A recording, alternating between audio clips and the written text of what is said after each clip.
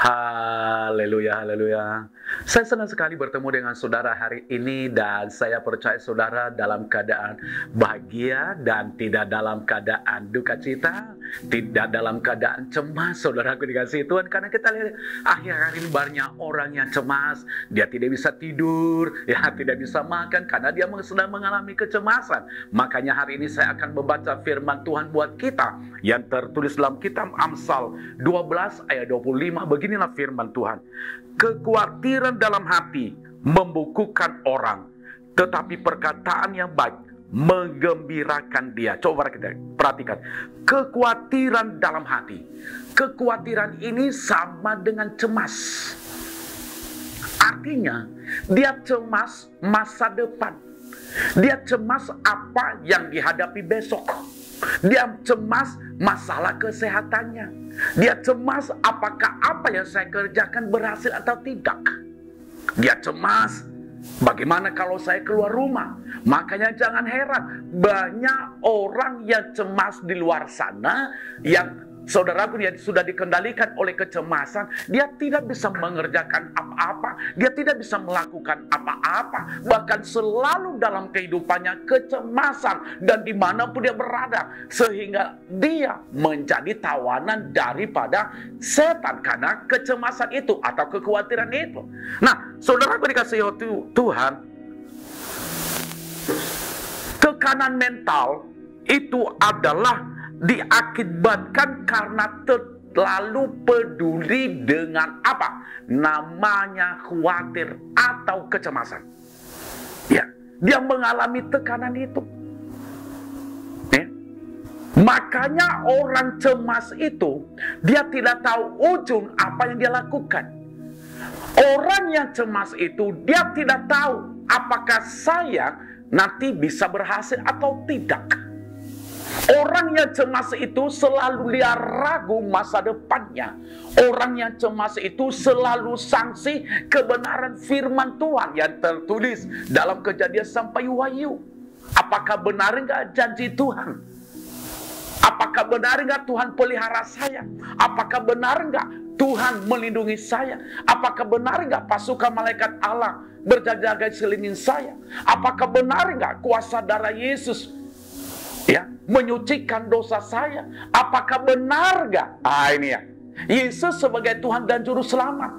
Saudaraku dikasihi Tuhan, orang-orang seperti begitu yang sering bertanya adalah orang yang sedang dilanda oleh kecemasan. Makanya hari ini saya memberikan judul, yaitu dari khotbah saya ini, mengatasi kecemasan.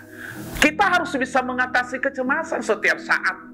Kenapa? Kita percaya janji Tuhan bahwa Dia pasti membela saya, Dia pasti menolong saya, Dia pasti melindungi saya, Dia pasti memberkati saya, Dia pasti memberkati keluarga saya, Dia pasti memberkati usaha saya, Dia pasti akan memberkati masa depan anak-anak saya, bahkan anak-anak muda.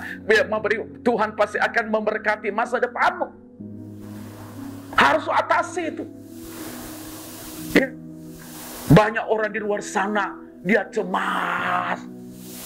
Apalhasilnya dia tidak bisa melakukan apa-apa. Nah, yang menjadi pertanyaan bagi kita, bagaimana caranya mengatasi kecemasan. Yang menjadi pertanyaan bagi kita, bagaimana caranya mengatasi kecemasan? Yang pertama, seseorang harus bersyukur kepada Tuhan. Saudaraku dikasihi Tuhan, kalau dia senang bersyukur kepada Tuhan, berarti dia mengakui bahwa Allah sepanjang hidupnya adalah Allah yang dahsyat. Dia mengakui bahwa Allah sepanjang hidupnya adalah Allah yang melindungi dia. Dia mengakui bahwa Allah sepanjang hidupnya sanggup memberkati dia. Dia mengakui bahwa Allah sepanjang hidupnya selalu memberikan yang terbaik kepadanya. Dia mengakui bahwa Yesus itu adalah satu-satunya jalan keselamatan kekal. Dia mengakui bahwa Yesus itu juga akan menjamin masa depan.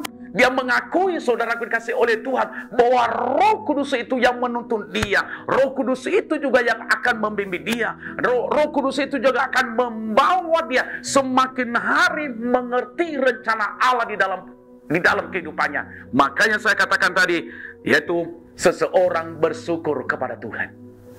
Kalau kita bersyukur kepada Tuhan, apapun yang kita hadapi, apapun yang kita lakukan, apapun masalah yang sedang kita hadapi, kalau kita bersyukur kepada Tuhan, saya percaya Tuhan akan membela kita.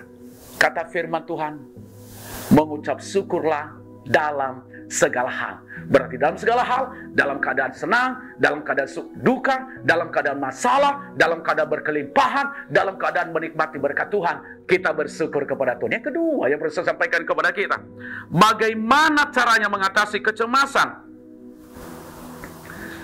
Memilih tetap merenungkan firman Tuhan. Kalau saudara mau bebas dari kecemasan, harus renungkan firman Tuhan setiap saat. Orang yang merenungkan firman Tuhan setiap saat tidak pernah dipermalukan. Orang yang merenungkan firman Tuhan, dia akan melihat terang benderang dalam perjalanannya setiap hari.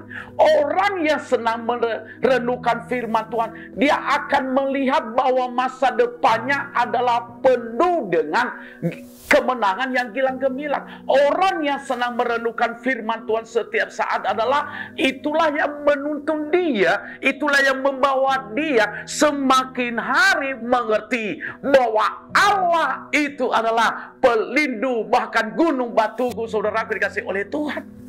Dia merenungkan firman Tuhan.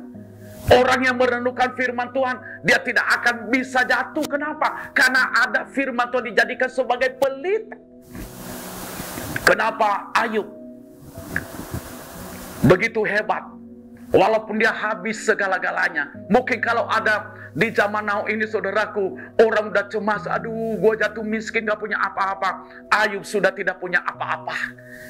Sudah tidak memiliki apa-apa lagi. Bahkan rumah pun sudah tidak ada. Sehingga dia tidur di atas debu.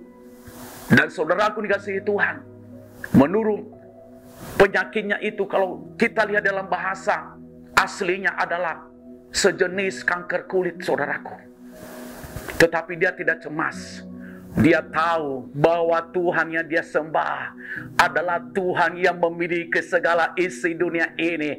Tuhan yang dia sembah adalah Tuhan yang memiliki mukjizat mulai saat itu bahkan sampai hari ini. Saya percaya saudara akan mengalami mukjizat. Mungkin engkau sudah cemas, engkau tidak divonis bahwa tidak sembuh lagi. Mungkin engkau ada sakit kanker, engkau sakit ginjal, batu empedu, mungkin sakit hati apapun, jantung. Tetapi percaya saudara dikasihi oleh Tuhan, Tuhan pasti melakukan mujizat. Yang penting jangan cemas.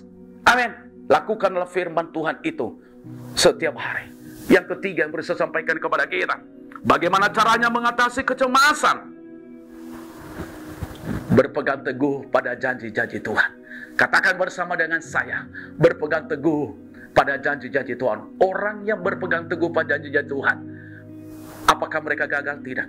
Saya melihat penuh dalam Alkitab, ketika Yosua berpegang teguh pada firman Allah, dia sampai ke tanah Kanaan.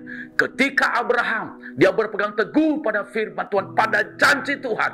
Ketika Allah berkata kepadanya, keturunanmu akan seperti pasir di pinggir pantai. Dia berpegang teguh itu. Betul, nyata itu. Nyata.